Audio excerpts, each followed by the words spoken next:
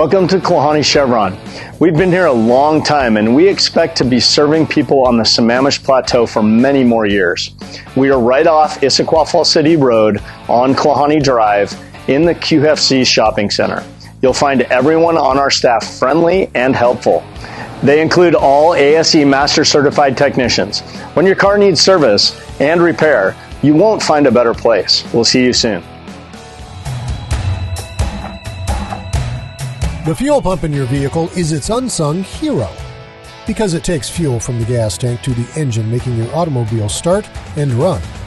It's important to know a few of the common symptoms of a fuel pump failure. If your engine starts to sputter once you've hit the top speed on the highway, your engine is being starved of necessary fuel, which could be caused by a clogged or failing fuel pump. Another symptom of a problem, the engine might not sputter, but show signs of losing power. For example, imagine you're driving up a steep hill and all of a sudden your vehicle starts to slow and loses power.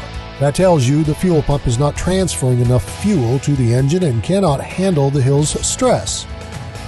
A fuel pump can actually send too much fuel to your engine. The engine surges when this happens and can make driving dangerous.